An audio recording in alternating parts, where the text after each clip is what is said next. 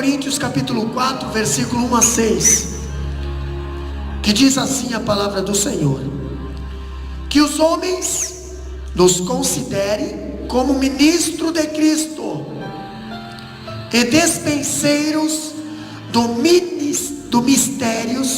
dos mistérios de Deus. Além disso, requer-se nos despenseiros que cada um se ache fiel.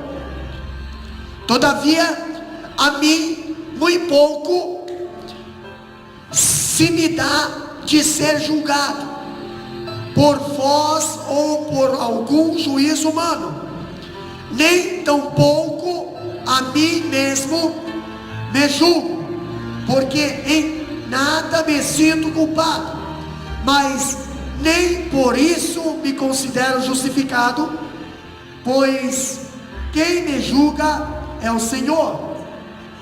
Portanto, nada julgueis antes de também até que o Senhor venha, o qual também dará à luz as coisas ocultas das trevas e manifestará os desígnios dos corações, e então cada um receberá de Deus o louvor.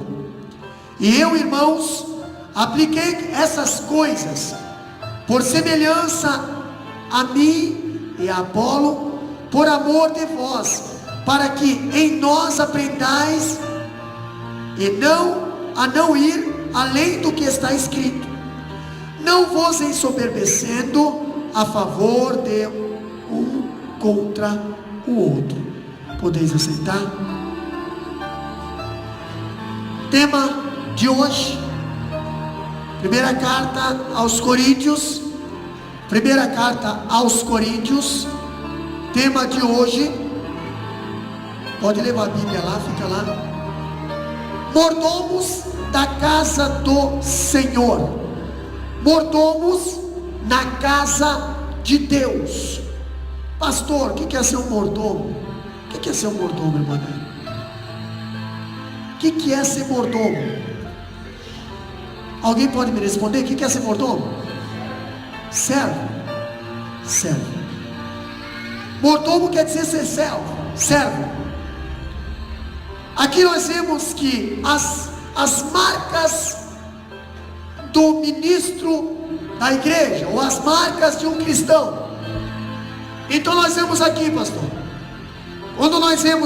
quando Paulo usou 3 imagens para a igreja, no capítulo 3, também utiliza 3 figuras para descrever o ministro cristão.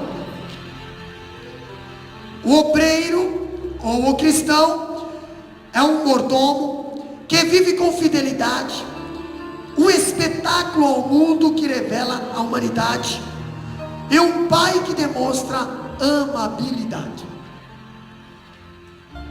Ainda é sobre esses 3 aspectos que nós queremos conversar. O ministro é um mordomo, pastor. O ministro cristão, o crente, todo crente é ministro, todo crente é mordomo, né? E nós precisamos aprender a saber o que é ser mordomo, porque às vezes nós confundimos. Mordomo é o que cuida da despensa, o que é isso que a Bíblia fala? A partir de hoje nós vamos ver. Paulo ainda está corrigindo o mesmo problema identificado desde o capítulo 1. Estamos falando de uma carta escrita pelo apóstolo Paulo para corrigir erros da igreja de Coríntios. E Paulo, desde o capítulo 1, ele está tentando corrigir um problema identificado, a divisão na igreja entre virtude do culto à personalidade. O mundo está entrando na igreja de Coríntios e a filosofia do mundo conduzindo os seus assuntos internos. A igreja de Coríntios estava usando a filosofia lá do mundo para resolver seus problemas de dentro da igreja. Ainda Paulo fala que Coríntios era uma cidade grega, e o grande hobby dessa cidade era ir às praças, como nós já sempre falamos, ouvir os grandes filósofos, pensadores, discutirem as suas ideias. Eles se identificavam como um: eu sou de um líder, eu sou de outro líder, eu sou de fulano de tal, eu sou de Aristóteles, não, eu sou fiel a esse, eu sou fiel a aquele lá, a Sócrates. E centrando-se em seus líderes, os coríntios estavam prestando fidelidade a homens e não a Deus. E nós vimos num versículo que nós lemos há uns capítulos atrás, que o próprio Paulo fala: vocês dizem aí, eu sou de Paulo, eu sou de Apolo, eu sou de Cefas, eu sou de Cristo. Essa era a maneira que o mundo se comportava e ensinava. Agora, sempre que a igreja segue os grandes nomes e gira em torno de homens, está imitando o mundo, não a Deus. Uma vez que eles estavam acostumados a vivenciar isso no mundo, queria agora fazer o mesmo dentro da igreja. E nós vemos, por isso que Paulo dizia: eu sou de Paulo, eu sou de Apolo, eu sou de Cefas e eu sou de Cristo. Há entre vós aí irmãos que está falando isso. E esse costume não é cristão, esse costume é do mundo. São pensamentos de filósofos. Os filósofos estavam lá nas praças discutindo suas ideias. E aí, qual a ideia mais eloquente, a ideia mais interessante, o pessoal acabava sendo seguidores daqueles camaradas. E agora estava dentro da igreja esse costume que era lá do mundo. Como Paulo combate essa ideia ao culto à personalidade, pastor? Após afirmar que os obreiros da igreja são apenas servos ou diáconos, ele prossegue em seu argumento dizendo que eles são escravos condenados à morte, que trabalham sob ordens de um superior. Entendeu? Muitas das vezes, quem que você é? Eu sou ministro. Quem você é? Eu sou presbítero. Eu sou evangelista. Eu sou pastor. Eu sou diácono. Eu sou líder. O que é isso? O que significa ser ministro? O que significa ser ministro? Na língua portuguesa tem um significado, mas no hebraico e no grego tem outro. E nós temos que descobrir o que a Bíblia, qual é o significado da palavra ministro, para depois nós entender o que nós temos que fazer. O próprio Paulo diz que nós somos escravos condenados à morte. Você já viu isso? Escravos condenados à morte, pastor, mas nós somos chamados para ser livre do mundo, mas estamos presos em Cristo. Entendeu? E o próprio Cristo falou: cada um negue-se a si mesmo. Se você está negando a si mesmo, você está sendo submisso a alguém manda em você. Cada um toma a sua cruz. Tem algo pesado para carregar. Não é uma almofada, irmã Lenice, é uma cruz. E siga-me. Obediência. Vamos examinar alguns pontos importantes. Vamos lá então. Primeiro, o que Paulo fala aqui, O obreiro é um escravo sentenciado à morte. Capítulo 4, versículo 1 de 1 Coríntios. Lê bem alto para nós lá. E os homens os consideram como ministros de Cristo, terceiros para os mistérios de Deus. O que Paulo está falando ali? Assim, pois, importa que os homens nos considerem. Irmãos, é para os homens nos considerar. É para os homens olhar. Olha aqui que a sunamita falou para o seu marido: ei, eu vejo quem passa aqui, irmã Daniela, é um santo homem de Deus. E aqui o apóstolo Paulo está falando que os homens nos considerem. Para eles nos considerar, eles têm que enxergar, eles têm que acompanhar, eles têm que ver. Entendeu? E não é de uma forma, de um dia para o outro, que as pessoas vão considerar você um ministro. O que é ministro, pastor? Vamos lá. A palavra ministro na língua portuguesa representa o primeiro escalão do governo: ministro da saúde, ministro da fazenda, ministro disso, ministro daquilo, ministro de quadrilha, ministro disso, né? Tem ministro até para isso agora.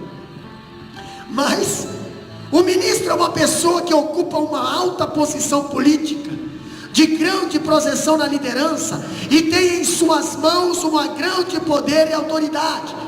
Agora, se olharmos a palavra ministro no campo religioso, tem outro significado.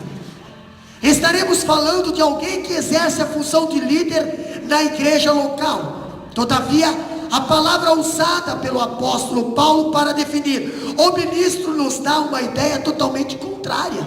A palavra grega, pastor, usada é uperetes. O que significa a palavra uperetes? Já vou explicar para vocês. Significa um remador de galés. De barco nós entendemos. O que é remador? Pastor, Paulo estava falando que os homens nos considerem como ministro, como remadores. Essa palavra ministro no grego, por isso que a Bíblia diz, nós temos que examinar a Escritura para ver o que realmente a palavra está querendo dizer. O que os homens nos considerem como ministro, assim pela língua portuguesa, que os homens consideram nós como uma autoridade. Não, mas não é isso que a Bíblia está querendo passar. A Bíblia está querendo passar que os homens nos considerem como servo. O que esses operetes faziam, pastor? Eles faziam os navios de antigamente andar. Naquela época não tinha motor nos navios. Então os operetes eram as pessoas que iriam dentro do navio, embaixo no porão do navio, cada um com seu remo. Entendeu? Anota lá, 49. Uma mensagem aí. O uperetes, um remador, um ministro ali que Paulo está falando, ele não pode trabalhar ao contrário, nem sem sincronia, irmã Clécia. Não tem como trabalhar fora de sincronia. Imagina um remando para frente e o outro tentando remar para trás. Entendeu? Os crentes têm que trabalhar em sincronia, senão o barco não sai do lugar. Paulo estava mostrando que os homens nos considerem como servos, remadores. Essa palavra era utilizada para uma classe mais simples de servos. Os ministros são meros servos de Cristo. Eles não têm autoridade procedente deles mesmos. Eles são governados. Eles precisam obedecer. Entendeu? Que os homens lá fora os considerem como pessoas obedientes ao seu Senhor. Por isso que essa palavra ministro no grego quer dizer uperetes. Entendeu? Remadores. Ainda falando, a palavra operetes só aparece aqui em todo o Novo Testamento. Nos grandes navios romanos, está ali a imagem, existia as galés, que eram porões onde trabalhavam os escravos sentenciados à morte. E o apóstolo Paulo fez muitas viagens nesses navios. O apóstolo Paulo viajava só em navio de carga. Quando ele ia fazer as viagens missionárias, ele observava muitas das coisas dessa dali. E muitas das coisas da cultura romana, nós temos na Bíblia escrita. Quando eu vejo o apóstolo Paulo falando, eles tinham em seus pés amarrados com grossas correntes e trabalhavam a exaustão sob o flagelo de chicotes até a morte. Ainda Paulo diz que o ministro não deve ser colocado no pedestal como um dono da igreja, como um capitão do navio, mas antes deve ser visto como um escravo que serve ao capitão até a morte. Está vendo em que lugar os ministros estão na obra do Senhor? Lugar de servos até a morte. Aí a gente entende, irmã Daniela, quando a Bíblia diz aquele versículo assim, aquele que não negar a si mesmo. Sabe o que é negar a si mesmo? É morrer pela causa do mestre. É morrer pela causa do mestre. Ainda diz que Paulo está dizendo para não colocarmos os holofotes sobre o homem, porque importa que os homens nos considerem como operetes e não como capitães do navio. Irmãos, tem muito cristão hoje na face da terra que não se comporta mais como servo, e sim como um capitão. e sim como dono do navio, ou vice-versa, e sim como dono da igreja. É muito sério isso, entendeu? A Bíblia diz: o meu povo era por falta de conhecimento. Se eles conhecessem, se eles estivessem no culto de ensino que nem vocês hoje, eles já saberiam saber qual era a diferença de ministro da terra e ministro do céu. O ministro da terra, ele quer estar nos holofotes, mas o ministro do céu, ele está lá, ele quase nem aparece, mas o trabalho dele faz o barco andar. O trabalho dele faz o capitão ir aonde for. Por quê? Porque o capitão consegue usar ele. Ele está sob obediência do seu capitão. O obreiro da igreja é um escravo, já sentenciado à morte, que deve obedecer às ordens do capitão do navio, Senhor Jesus. A igreja é um navio, e temos muita tripulação. Todos eles são operetes, todos eles são remadores. Não existe nenhum capitão na igreja. O único líder da igreja é o Senhor Jesus. Entendeu? Pastor, quando eu vejo Paulo falando sobre isso, eu vejo a segunda coisa, que o obreiro, ele é um mordomo que obedece às ordens do seu senhor. O que é ser mordomo? Mordomo é o que cuida da casa, mordomo é o que manda na casa. É o que cuida ou o que manda? Paulo usa agora uma nova figura. Ele diz que o cristão, ou o obreiro, é um dispenseiro ou mordomo. Já ouvimos muitas mensagens sobre dispenseiros, né? Pois é. Mas a gente precisa entender o que é ser dispenseiro. A palavra grega usada por Paulo é oikonomos. Oikonomos. De onde vem a nossa palavra mordomo? A palavra mordomo vem do grego oikonomos. O que significa oikonomos? De onde vem? O ministro é um dispenseiro, aquele que toma conta da casa do seu senhor. Isso é ser dispenseiro. E o que é tomar conta da casa do Senhor, pastor? Olha aqui. Em relação ao dono da casa, o mordomo era um escravo, mas em relação aos outros serviçais, ele era superintendente. Vamos dar um exemplo na Bíblia, entendeu? Você vê que o Marcos, ele escreve o Evangelho de Marcos para os romanos. Ele apresenta Jesus como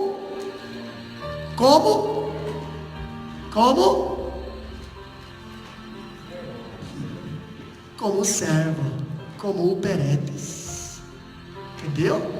Pastor, olha o escravo, olha só o escravo que ele foi colocado como superintendente na Bíblia. Vamos lá para trás, lá no livro de Gênesis. José era um escravo, mas o Potifar botou ele como um superintendente. Ele estava acima dos outros escravos.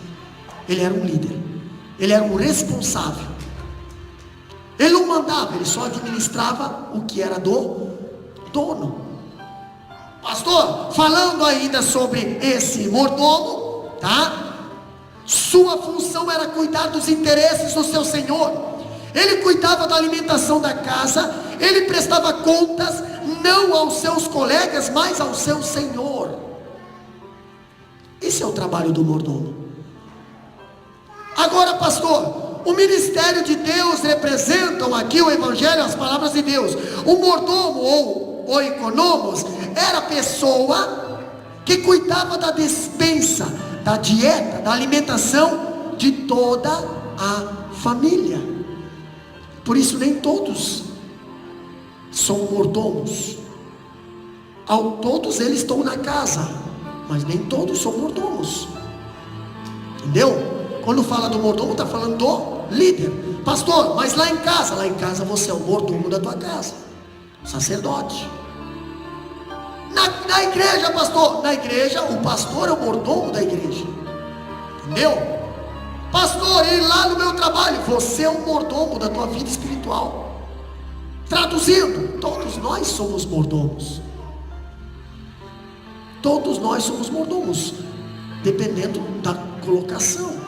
Agora, quando eu vejo o apóstolo Paulo falando aqui Esse oikonomos era um administrador, mordomo, dirigente de uma casa, com frequência um escravo de confiança que era encarregado de todos os negócios do lar. José, era um José, ficou lá, só não vai tocar na minha mulher, o resto, entendeu? Abaixo de mim é você, e abaixo de você é todos os escravos, entendeu? Você é o líder aqui. A palavra enfatiza que a pessoa recebe uma grande responsabilidade, pela qual deve prestar contas. O que isso sugere, pastor? Primeiro, se nós for olhar, o mordomo, ele não era da competência dele, do mordomo, prover alimento para a família. Não é da competência do mordomo, meus irmãos, prover o alimento. Entendeu? Muitas pessoas dizem, o mordomo era responsável pelo alimento. Não é da competência do mordomo prover o alimento. Essa era uma responsabilidade do dono da casa. O mordomo, o ministro do evangelho, não tem que prover alimento, porque esse já foi providenciado. Esse alimento é a palavra de Deus. Compete o ministro dar a palavra de Deus ao povo. Por isso que ele é servo. Servir algo que já tem. Servir algo que já tem. Porque o dono da casa, ele é responsável por prover o alimento, não é o mordomo. Quem paga as contas é o dono da casa, não é o mordomo. O dinheiro é de quem?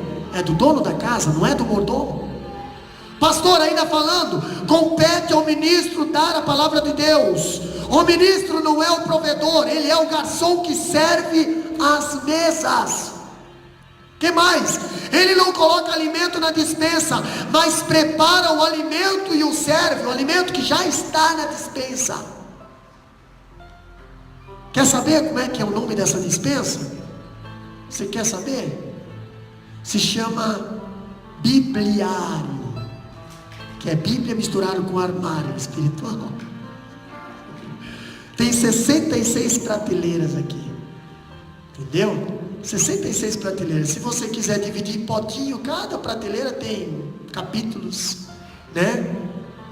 Tem medidores aqui que pode medir aí a dose em versículos, né? Tem tudo. Bíblia. O mordomo já providenciou o alimento, está aqui. E nós, pastor, só precisamos fazer a comida. Está aqui. Agora, quando eu vejo a palavra de Deus, que ele não pode sonegar o alimento que está na despensa, ou adulterá-lo, nem substituí-lo por outro. Ele precisa ser íntegro e fiel, dando ao povo o mesmo alimento que o dono da casa proveu para a família. A despensa está aqui. O dono da casa proveu o alimento. Eu não posso pegar esse alimento.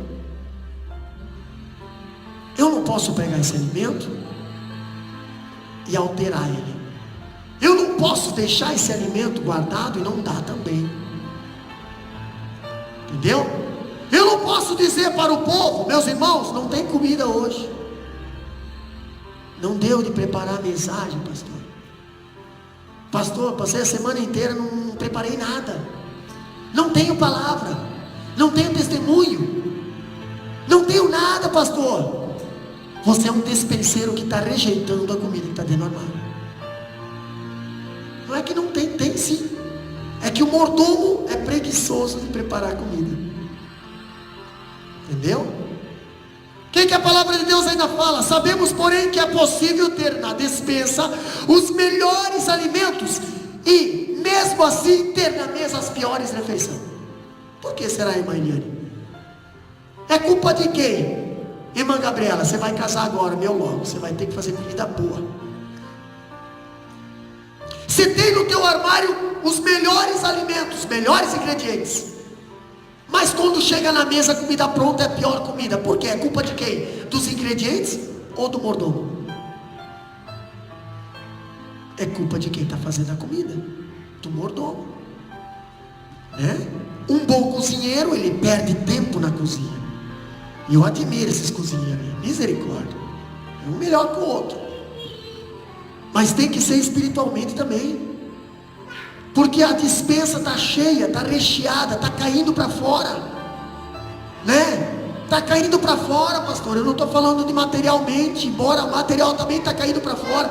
Eu estou falando espiritualmente. Nós temos um armário chamado Palavra de Deus, Bíblia, que está cheio de ingrediente aqui. É só você preparar uma refeição.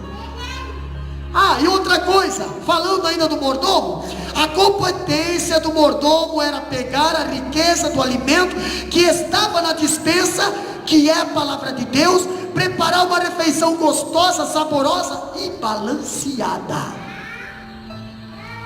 Sabe o que é uma refeição gostosa?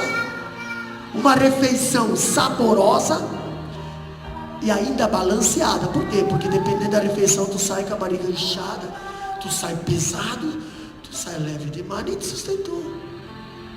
Nossa. Olha só. Saborosa, aqui leite para a criança, nós já falamos nos primeiros capítulos. Alimento sólido para aqueles que podem suportá-lo. Entendeu? Qual é o alimento que está sendo feito para o cultinho lá nas crianças? Leite. Leitinho. Qual é o alimento que a gente está dando para os novos convertidos? Leite. Qual é o discipulado? Qual é o alimento que nós damos para os irmãos mais? Feijão, feijoada. Costela com mandioca, coisa pesada, entendeu? Aquela que você precisa tomar uns 3 litros de maracujá para você pelo menos cochilar, senão você não dorme. O estômago está 3 quilos a mais. Agora, pastor, quando eu vejo, não é conveniente preparar uma refeição todos os dias, a mesma refeição. Não é conveniente. Imagina agora, todo dia o irmão chega em casa, o mordomo está lá, né? Mesma refeição. Nossa, vai lá de novo, mesma refeição. Vai lá de novo, mesma refeição. Existem casas que não tem criatividade na comida, né? Já sabe, o cara já chega em casa, já sabe até o que vai ser feito. O que vai ser feito? Tá. Não muda o cardápio. E não é por falta de comida no armário, é falta de vontade do mordomo. Na vida espiritual é a mesma coisa, irmão Gelson. Entendeu? A comida que o mordomo precisa fazer, todo dia tem que ter uma comida diferente, mas que venha do armário do Senhor, da despensa de Deus. Entendeu? Tem que ver variação de comida. Tem que ter um cardápio. Pastor, o ministro precisa ensinar todo o desígnio de Deus. Paulo diz lá em 2 Timóteo capítulo 3, 16 e 17, diz bem assim, toda a escritura é inspirada por Deus, útil para o ensino, para a repreensão, para a correção, para a educação na justiça, a fim de que o homem de Deus seja perfeito e perfeitamente habilitado para toda boa obra. Está vendo quantos tipos de comida? Vai ter dia que nós vamos comer ensino, vai ter dia que nós vamos comer educação e justiça, vai ter dia que nós vamos comer repreensão, vai ter dia que nós vamos comer exortação, motivação, cura, libertação. Todo dia nós temos que ter um catálogo diferente. Entendeu? Ainda falando sobre o catálogo, nós vemos que uma outra coisa do mordomo, não era função do mordomo buscar nova provisão, ou servir qualquer alimento que não fosse provido pelo dono da casa. O mordomo não precisava se preocupar. O mordomo não precisava buscar alimento. O mordomo não precisava mudar a comida. Peraí, o dono da casa comprou uma comida errada. Não. Qual é que era a função do mordomo? A palavra de Deus deve ser ensinada de formas variadas. Paulo diz para ensinarmos todo o conselho. Abre lá a Bíblia em Atos capítulo 20, versículo 27. Estudo de Atos lá em Biluína. Atos capítulo 20, versículo 27, lê bem alto.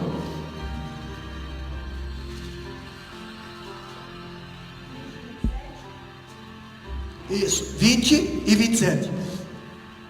Porque nunca deixei de vos anunciar todo o conselho de Deus. Paulo está falando para a igreja, porque nunca deixei de vos anunciar todo o conselho. Entendeu? Todo o conselho. O que está acontecendo nos dias de hoje, meus irmãos? Existem muitos conselhos, irmã Camila, que não está sendo mais anunciado. Por que será? Primeiro, covardia. Segundo, não tem caráter para anunciar. Terceiro, pressão do povo. Olha a atitude de Arão, foi pressionado pelo povo. Entendeu? Quarto, perseguição. Mas quem está em Cristo não tem medo. Nós aprendemos lá em Biluína, no estudo domingo à noite. Quem está em Cristo não tem medo. Quem não está em Cristo tem medo. Paulo diz que por nunca deixei de vos anunciar todo o conselho. Eu anunciei todo o conselho. Hoje não temos mais profetas, nem apóstolos como tinha na igreja primitiva. Eles pregavam mensagens de revelação. Quando o profeta dizia, assim diz o Senhor, eles estavam recebendo uma mensagem inspirada, inédita e nova da parte de Deus. Pastor, e hoje? Hoje Deus não tem mais mensagem nova para nós. Hoje, quando o profeta vai profetizar, ou vai pregar, ou vai cantar, ele tem que tirar a profecia do armário chamado Palavra de Deus. Deus deixou o armário pronto para nós. Deus deixou a Palavra de Deus para nós. Não existe mais nada de novo debaixo do céu. Eclesiastes fala isso. Entendeu? Nos dias atuais, porém, nenhum homem e nenhuma mulher recebe mensagem nova de Deus. A gente vê aí pela internet, ai, fulano está desvendando o inferno, fulano, irmão, nada que não está aqui. Próprio Deus diz, se vier outro evangelho é anátema. Não tem outro evangelho. Quando diz aqui, ó, tudo que Deus tem para nós já está nas escrituras. Mesmo que o anjo descesse do céu e pregasse outra mensagem que vá além daquele que está nas escrituras, deve ser prontamente rejeitada e considerada como anátema. Gálatas 1, 6 e 9. Lê lá para nós. É o apóstolo Paulo que está falando. Gálatas 1, 6 a 9. O que diz lá? Bem rápido. Maravilhe-me de que tão depressa passareis daquele que vos chamou a graça de Cristo para outro evangelho. 6 a 9. O qual não é outro, mas algum que vos inquietam e querem transtornar o evangelho de Cristo. Mas, ainda que nós mesmo, ou um anjo do céu, vos anuncie outro evangelho, além do que já temos anunciado, seja anátema. Assim como já fomos dissemos, agora de novo também vos digo: se alguém vos anunciar outro evangelho além do que já recebestes, seja anátema. Entendeu? Não pode, não tem, não existe outro novo evangelho, só esse que Deus deixou para nós. Ainda ela já está concluída, fechada, e é por isso que no livro do Apocalipse diz que nós não podemos acrescentar ou retirar mais nada do que nele está escrito. O que diz lá em Apocalipse 22, 18 e 19? Quer ver? Porque eu testifico a todo aquele que ouvir as palavras da profecia deste livro, que se alguém lhes acrescentar alguma coisa, olha o que acontece com quem acrescenta: Deus fará vir sobre ele as pragas que estão escritas sobre ele. Agora, e se alguém tirar qualquer palavra do livro desta profecia, olha o que acontece com quem se recusa a falar a verdade, com quem tira a palavra dessa profecia, com quem altera a palavra dessa profecia. Olha lá, Deus tirará a sua parte da árvore da vida e da cidade santa que está escrita neste livro. Pastor, vamos voltar no tempo? Satanás lá no jardim do Éden, através da serpente, foi lá e manipulou a palavra. A Eva acreditou e acabou desobedecendo. E tirou algo que pertencia para quem? Pegou algo que pertencia de quem? Era de quem? De Deus. Deus falou: não pega esse fruto, não come. Foi lá e: se alguém tirar, também tirarei sua parte da árvore da vida e da cidade santa. Irmãos, eles perderam a parte deles da árvore da vida. Sorte deles foi que Jesus, lá na frente, morreu para dar uma segunda chance. Mas agora não tem uma segunda chance. Agora, se alguém tirar, alterar, irmã Lenice, se alguém manipular a palavra de Deus, vai perder a parte da árvore da vida. A árvore da vida é a vida eterna. Se eu não tenho direito a entrar na árvore, a ter acesso à árvore da vida, eu não vou ter direito de entrar no jardim celestial. Vou ficar por lá de fora. Essa é a sentença para quem tira. Tem uma sentença para quem coloca, acrescenta, e tem uma sentença para quem tira. Ainda falando, nós vemos outra coisa aqui que o apóstolo Paulo fala. O mordomo, a função do mordomo era servir as mesas com quê? Com integridade. O que quer dizer isso, pastor? O ministro não é um filósofo que cria a sua própria filosofia. Hoje nós vemos muitos pregadores. Pastor do céu, o cara é bom em filosofia, mas em mordomia não é nada. Entendeu? Quem conhece palavra jamais vai querer comer filosofia, vai querer comer palavra. Quem se alimenta de banquete celestial jamais vai querer palavra de homem, vai querer palavra de Deus. Você aprendeu a escolher o que é certo, o que é errado. Agora vemos aqui, não é assim que o dispenseiro, ele não cria uma doutrina, uma teologia ou uma ideia a fim de aplicá-la e ensiná-la.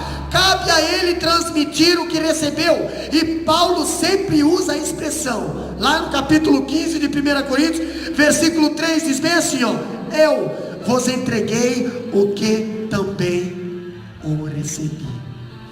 Se lembra lá? A gente lê todo o culto de ceia, porque eu vos entreguei o que também vos recebi. Que na noite que Jesus foi traído, tendo partido o pão, Paulo não mexeu na comida. A igreja permanecia na doutrina dos apóstolos. E a doutrina dos apóstolos era a doutrina ensinada por quem? Por Jesus. Não mexeram. Por isso, pastor, que naquela época era 5.000 almas cada pregação. Por isso que naquela época o camarada chegava na porta do templo, irmã Daniela, e aqui ó, não tenho nada, mas eu tenho dispensa cheia, comida, levanta aí, anda, tá, vamos lá. Por isso que naquela época tinha perseguição, irmã Gabriela. Os cristãos, os pregadores, os líderes estavam sempre dentro da cadeia. Batia cartão, praticamente toda semana estava lá. Toda semana estava lá. Nossa, mas que escândalo, que mau testemunho. Não, eles estavam lá por amor a Cristo. Jesus gostava quando eles iam para dentro da cadeia, porque precisava fazer culto lá dentro da cadeia também, e não tinha ninguém que ia lá. Então Deus permitia que ia lá. Vai lá, né? Olha só, ainda falando, o despenseiro não pode entregar o que não recebeu. O despenseiro não pode fazer uma comida de um material que ele não tem. Entendeu? O que mais, pastor? É o que ele recebeu e o que está na palavra. Sendo assim, o dispenseiro não podia mudar o alimento. Nós recebemos aqui o material, nós recebemos aqui os ingredientes. Não tem como eu mudar. Eu não posso trazer nada de fora para dentro. A Bíblia diz no Salmo 1:1, irmã Eliane: bem-aventurado o homem que teme ao Senhor e não anda segundo conselhos dos ímpios, mas antes tem o seu prazer na lei do Senhor. E outra, nela media de dia e de noite. É o livro de receita que nós temos que meditar de dia e de noite. Não sei fazer comida porque você não medita de dia e de noite. Você não saberia fazer. O que o apóstolo Paulo está falando? De igual forma, nós não podemos mudar a mensagem.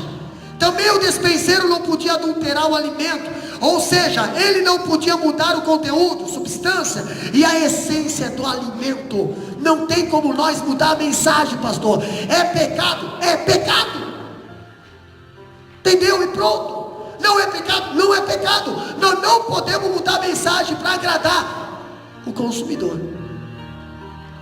O que está acontecendo nos últimos dias? A igreja, a falsa igreja, os falsos profetas estão mudando a mensagem, estão mudando a sã doutrina, estão mudando o comportamento, estão mudando a forma de adorar a Deus, estão trocando Jesus por Denésio. Para quê, pastor? Só para ter uma igreja cheia de pessoas convencidas.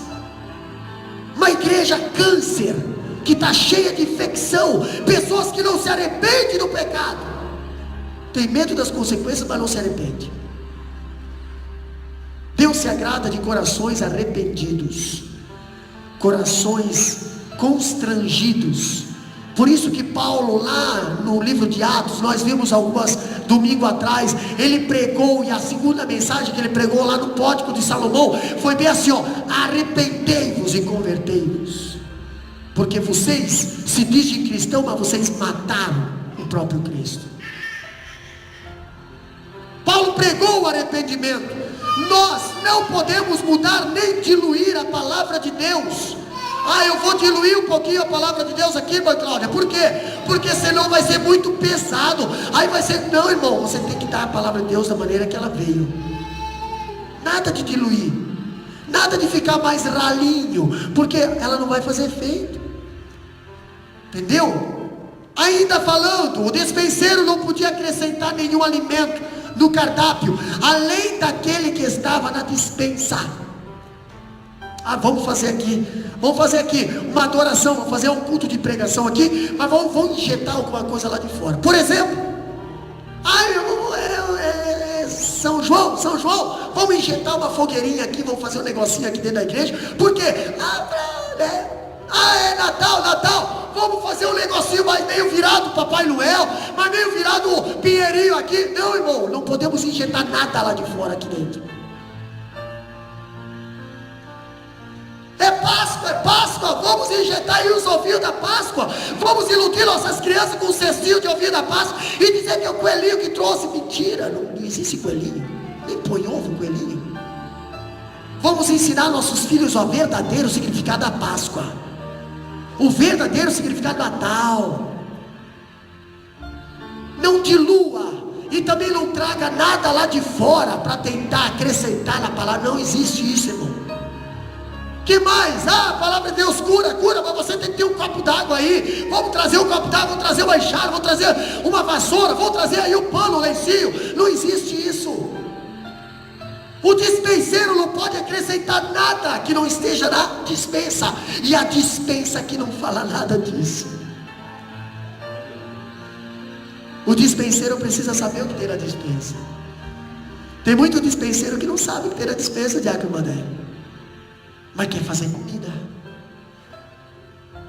quer falar grosso, quer apontar dedo, quer profetizar, quer pregar, quer ministrar, quer sair por aí sendo um conferencista, quer fazer, irmão, misericórdia. Alguns meses atrás eu estava conversando com uma pessoa, eu falei: irmão, primeiro você se conserta. Não sai por aí levando palavra não, porque primeiro você precisa conhecer o que está na dispensa. Senão você vai fazer comida e vai botar os outros a perder. E o dispenseiro tem que ser responsável pela comida. Qual é o pastor que vai deixar alguém trazer comida para o seu rebanho, se ele não conhece? Vai botar as ovelhinhas tudo com dor de barriga. Não, Senhor. Você precisa conhecer o que está na dispensa. E o que está na dispensa, a dispensa nunca Deus deixou faltar nada. Na nossa dispensa talvez pode faltar alguma coisa, amanhã nós vamos comprar, mas na dispensa de Deus, todo dia ela está completa. Todo dia tem pão, água e leite para nós. Não falta, pastor. Tu pode comer em abundância, tu pode se panturar, ela não vai te causar dor de barriga. ela não estraga. Nós vimos aqui na última ceia sobre o pão do céu. Ela não estraga, não sobra e também não falta. Essa é a dispensa de Deus. Quando falamos ainda sobre a dispensa, nós não podemos pregar o Evangelho e mais alguma coisa. A igreja de Corinto estava passando por essa dificuldade. Eles queriam pregar e mais alguma coisa. Ainda o Evangelho, somente o Evangelho, e todo o Evangelho. Finalmente, o despenseiro não podia reter as iguarias que o Senhor da casa havia provido para toda a casa, para toda a família. Ele tinha que distribuir todo o alimento que o seu Senhor providenciaria para a família e para o restante da casa. O despenseiro não podia reter a comida. Não. Hoje nós vemos muitas igrejas magrelas, raquíticas, cheias de meninice, mas sem fundamento. Por quê? Porque o despenseiro não se preocupa em fazer alimento. O despenseiro não se preocupa em ver o que tem no armário. O despenseiro não se preocupa em alimentar a igreja. A igreja está passando fome. A igreja está trocando Jesus por Genésio. Os obreiros não se amadurecem, estão sempre naquele limpadinho. A igreja está sempre em desunião. A igreja está sempre caminhando no mesmo lugar. A igreja tem que crescer na graça e no conhecimento. Para isso precisa ter alimentação. Nem todos gostam de sentar na mesa. Nós vemos, todo mundo tem família.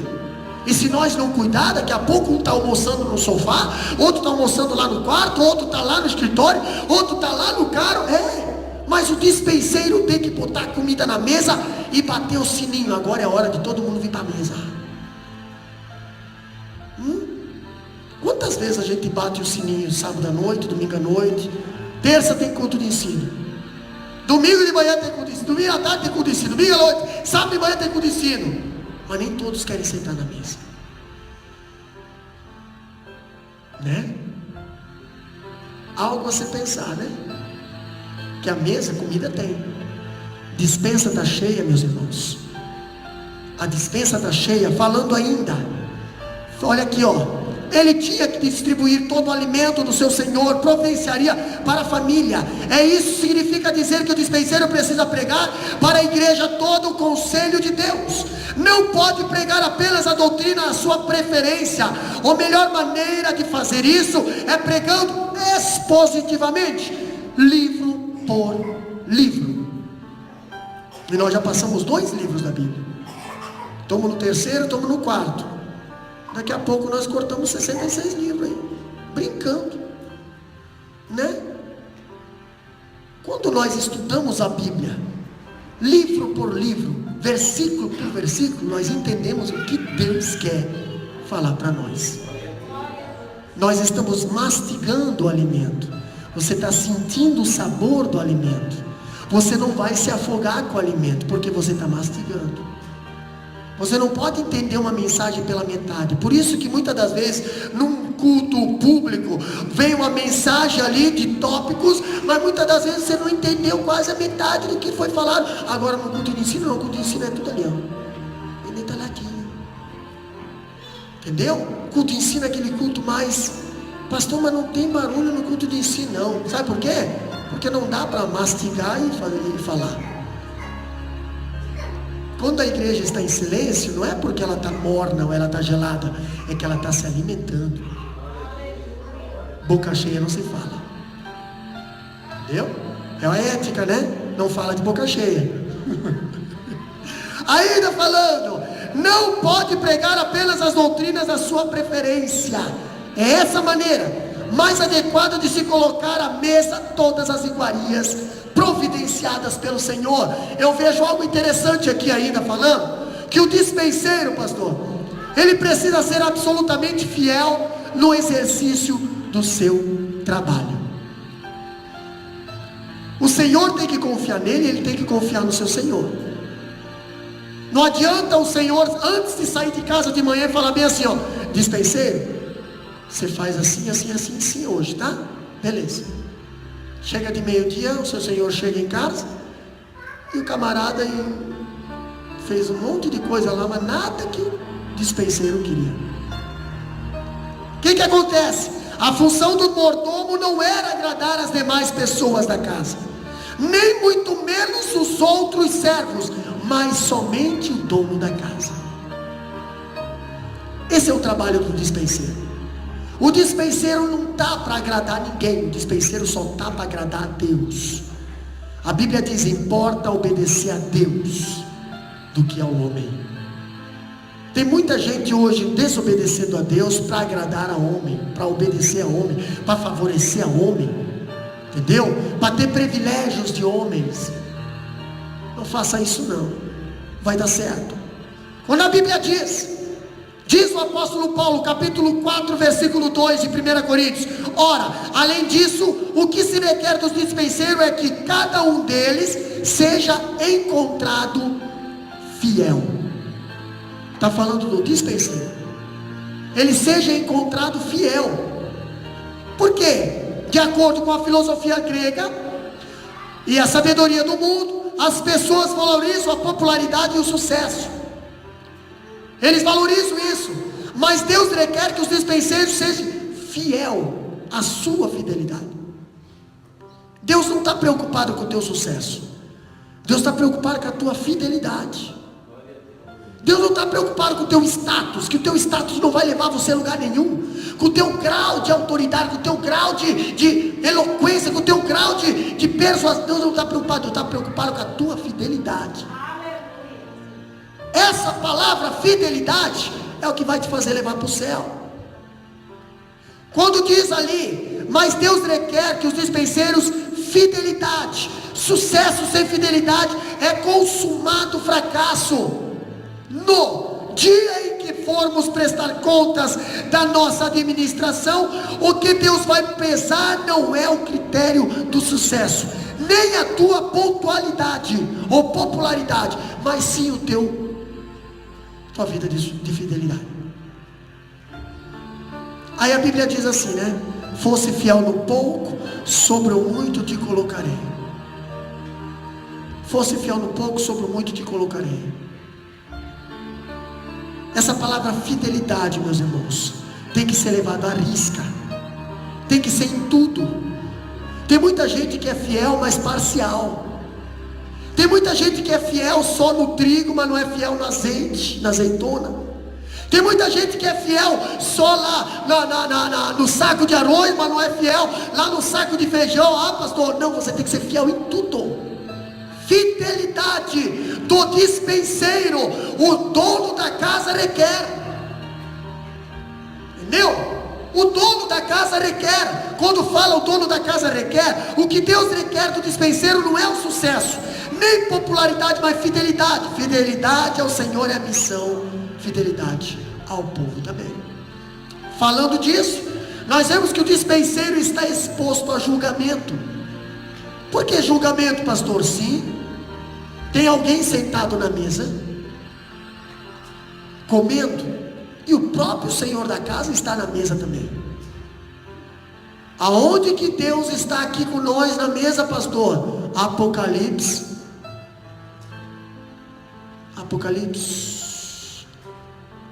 3 e alguma coisa lá, eu acho que é. Eis que estou à porta e bato. 3 e 20 e alguma coisa. 3 e... Vamos lá, vamos para a Bíblia. Apocalipse 3. Abre lá, eu vou provar para você que o dono da casa está comendo com nós. 3 e 20. O que diz lá, irmã Clédia?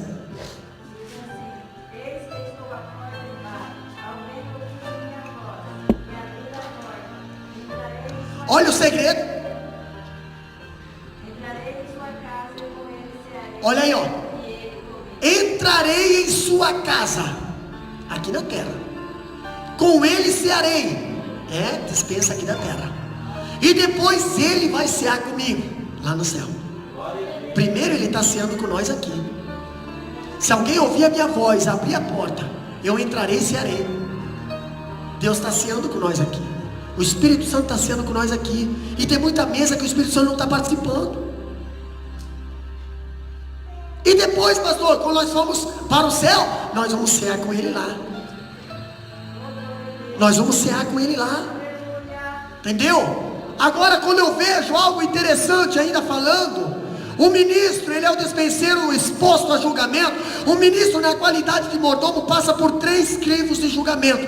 Primeiro julgamento, julgamento dos homens. Segundo, julgamento do próprio. E o terceiro, julgamento de Deus. Vamos falar do julgamento dos homens. Capítulo 4, versículo 3, a parte A de 1 Coríntios, diz bem assim, o apóstolo Paulo: todavia a mim muito pouco se me dá de ser julgado por vós, ou por tribunal humano. Está falando o quê? Julgamento humano. O julgamento dos homens não é mais importante, porque nós não estamos servindo a homens, mas servindo a Deus. Paulo está dizendo que se ele fosse servo de homens, ou procurasse agradar a homens, ele não seria servo de Cristo. Gálatas 1:10, o que diz lá? Gálatas 1:10.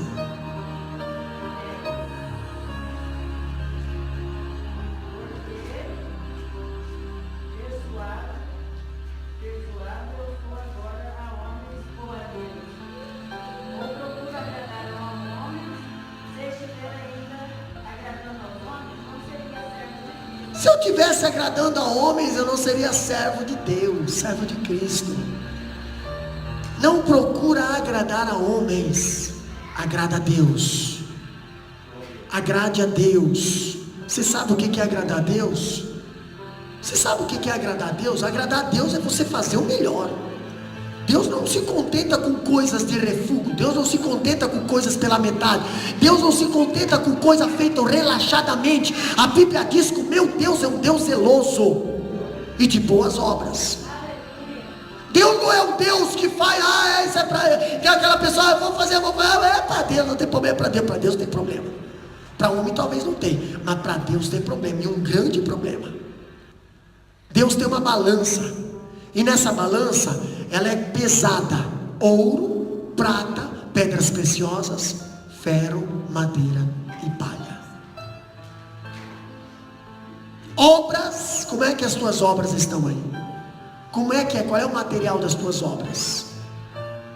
Pastor, ainda falando, o grande projeto do ministro de Deus não é ser popular aos olhos dos homens, mas fiel a Deus. Segundo julgamento, o julgamento da consciência. Capítulo 4, 3, versículo 3b a 4, ali nem eu também julgo a mim mesmo, porque de nada me argue a consciência, contudo nem por isso me dou por justificado. O próprio Paulo está dizendo: eu também não julgo a mim mesmo, porque de nada me acusa a consciência.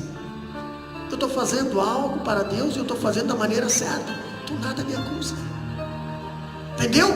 Mas contudo, nem por isso me dou por justificado, me dou por santo, me dou por melhor que os outros. Eu preciso melhorar, eu preciso me justificar cada dia mais. Entendeu? Outra coisa, pastor, Paulo diz que os gregos e os romanos estavam errados quanto a essa matéria. Platão, Sêneca estavam equivocados com respeito ao julgamento da consciência. O nosso supremo juiz não é a nossa consciência, como diz os filósofos. Os filósofos dizem assim: pastor, nós podemos ser aprovados pela nossa consciência e reprovados por Deus.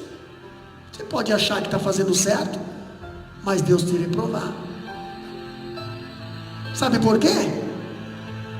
A nossa consciência não é de total confiança.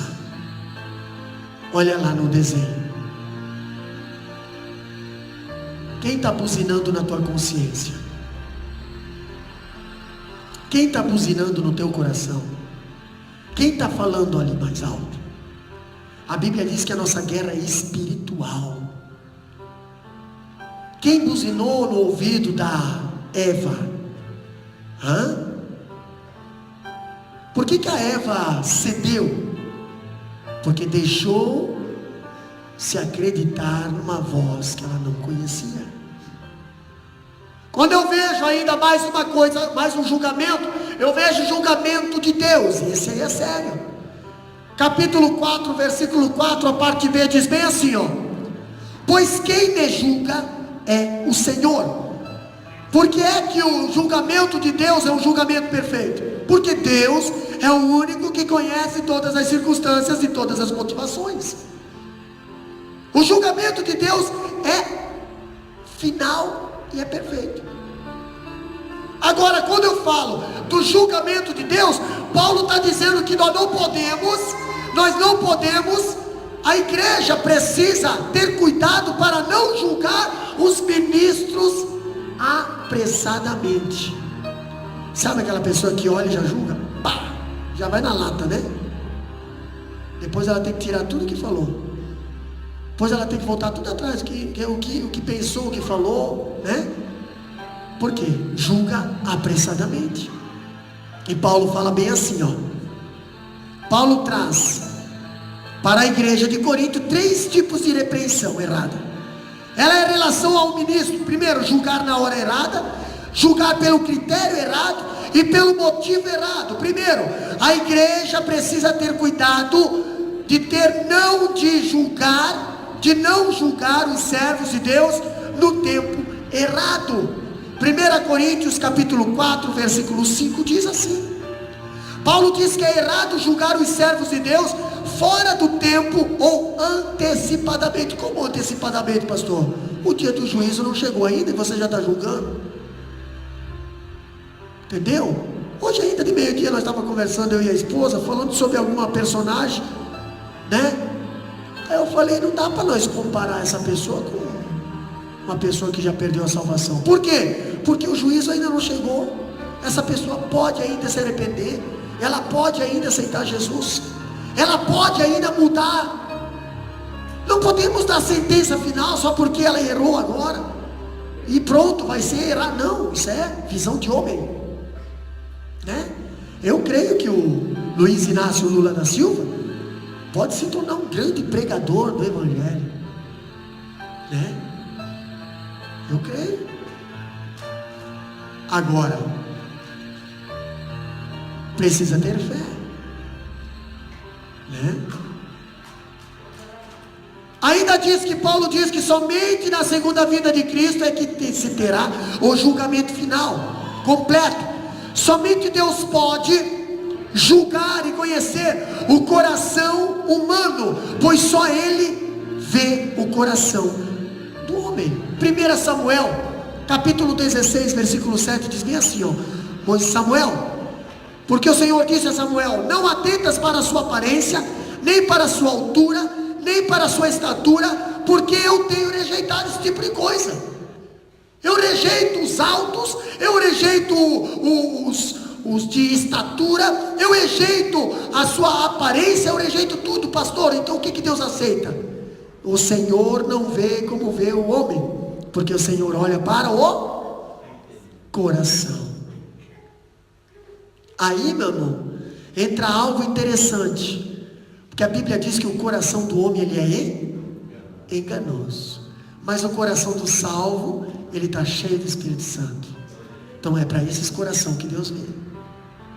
Deus não olha para coração ali, ó, camarada tá bonitinho, a menina tá bonitinha ali, ó, nossa, é uma santa, é um santo. Não é santo não, porque se fosse santo, Eliabe e Abinadab seriam um ungido rei, eram os caras, estavam lá na mesa, estavam ali do lado do pai, estava em casa, porém desprezando as ovelhinhas do pai. Nós vemos lá na frente, quando Davi vai para a guerra, o Eliabe falando assim: quem tu deixou aquelas poucas ovelhinhas do pai? Com quem tu deixou aquelas miseráveis lá? Entendeu? Só tu mesmo para ficar com aquele lá, porque tu não tem escolaridade, tu não tem isso, tu não tem aquilo, então tu não pode estar no auge que eu estou, no escalão que eu estou.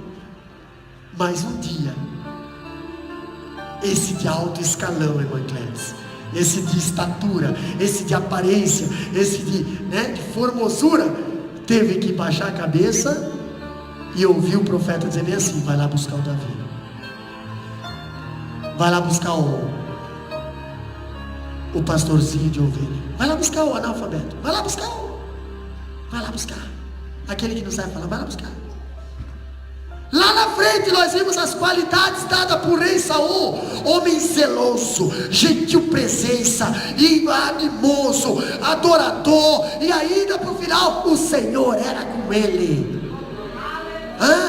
O Senhor era com ele. Interessante que aqueles que estavam em casa tinham todas as qualidades, menos o Senhor era com ele.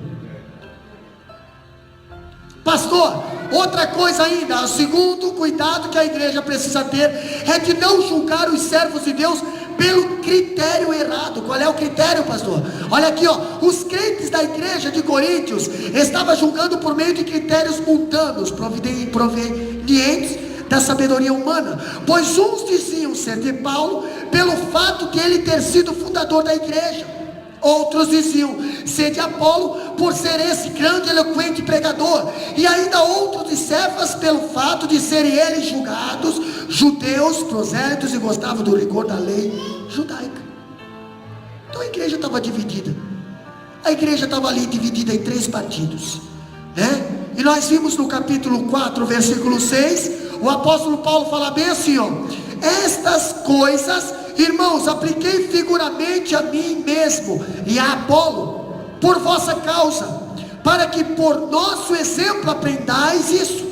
Não ultrapasseis o que está escrito, a fim de que ninguém se ensoberbeça a favor de um detrimento de outro. O que significa ultrapassar o que está escrito? Que diz ali no capítulo 4, versículo 6: se você tem de examinar alguém, limite-se ao ensino das escrituras. Quer julgar alguém? Julgue pelas escrituras. Não é errado você dizer que está errado certos comportamentos, desde que você se baseie aqui. O errado é você julgar aos teus próprios olhos. Entendeu? Pastor, mas o julgamento é Deus que vai fazer, mas Ele vai fazer por isso aqui. No dia do juízo final, a Bíblia diz que Ele vai abrir o livro. Pronto. Vamos falar aqui sobre aquele assunto. Está aqui. Aqui diz: não terá outros ídolos. Vamos ver a história da tua vida. Opa, idolatrasse isso. Olha, me trocasse por isso. Olha, deixasse eu por isso. Nós vamos ser julgados por o que está aqui. Se você não quer ser julgado naquele dia, viva isso aqui hoje. Viva hoje isso aqui. Se alimente hoje disso aqui, para você não passar vergonha naquele dia.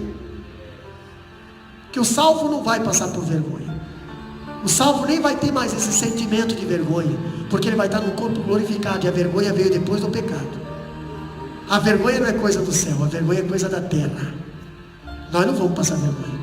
Agora o desviado, o que ficar aqui, vai passar vergonha. Vai ser atormentado pelos demônios. Olha só, tu ficou, o que adiantou não viver de aparência? O que adiantou você fingir? O que adiantou você enganar? O que adiantou? Você vai ser, entendeu? Quando a palavra de Deus fala aqui sobre a última coisa, o terceiro cuidado que a igreja precisa ter é de não julgar os servos de Deus com a motivação errada. O grupo de Paulo estava desprezando o grupo de Apolo, e o grupo de Apolo estava no grupo de Pedro. Agora, a maneira mais vil de me promover é criticar o meu irmão. É o que acontece nos dias de hoje. Eu quero me promover, então eu vou fazer o quê? Eu vou criticar o meu irmão. Eu quero crescer, eu vou derrubar o meu irmão. Entendeu? Eu quero um cara, eu vou puxar o tapete do meu irmão. Se tem uma coisa que a igreja está sofrendo nos últimos dias, é com desunião e ciúme. Desunião e ciúme. E não adianta nós dizer não tem, irmão. Isso é um espírito que você precisa se libertar. É coisa da carne. Você não consegue ver o irmão crescer. Você não consegue ver a irmã crescer. Se a irmã está crescendo, está fazendo sombra, você se morde todo. Por que isso?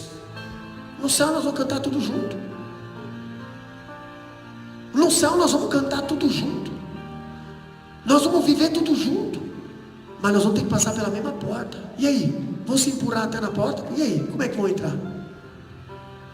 Quando a apóstolo Paulo está falando aqui, sempre que eu critico alguém, estou promovendo a mim mesmo. Sempre que eu começo a macular a imagem do outro, estou projetando a minha imagem. E essa maneira de agir tem uma motivação errada.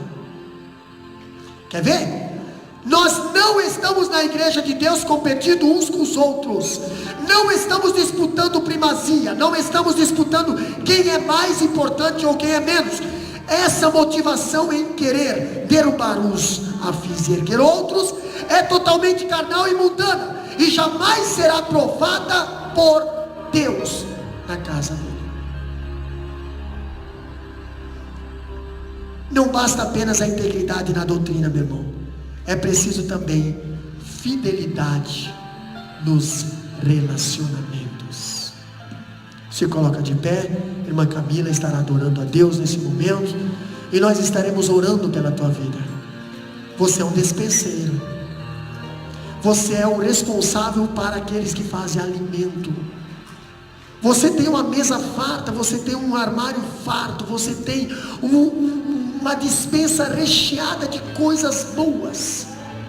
O que você está se alimentando? O que você está colocando na mesa para se alimentar? Por que é sempre a mesma coisa todo dia? É sempre a mesma palavrinha todo dia?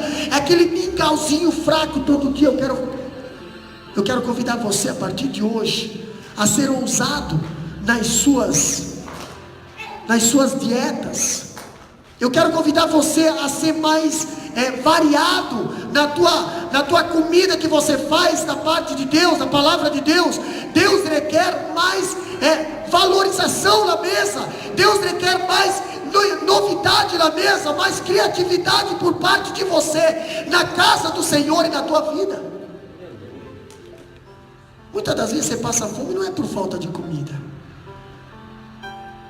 Você sofre, mas não é por falta de comida. Você está doente, não é por falta de comida. Você está raquítico, não é por falta de comida. A Bíblia diz: abre a tua boca que eu te encherei. Se tu não abre a boca, tu não come. Se você abrir a boca e fazer a tua parte, tu vai ser bem alimentado. Ele te faz caminhar em passos verdejantes. O salmista fala isso. Ele te faz passar pela sombra do vale da morte, porém não te preocupa, Ele está contigo. Glória a Deus. Ele está contigo. O dispenseiro, o dono da casa está contigo.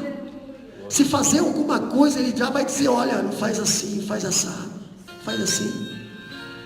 O dono da casa é o dono da despensa, não vai faltar comida. O dono da casa é o dono da despensa, não vai faltar comida. O dispenseiro tem que ser fiel. O dispenseiro tem que se preocupar em fazer uma alimentação que vai alimentar a casa inteira, desde a criança até o adulto. Você é o dispenseiro na tua casa. Você é o dispenseiro no teu templo.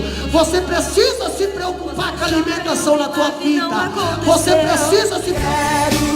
Quero estar com Cristo, onde a luz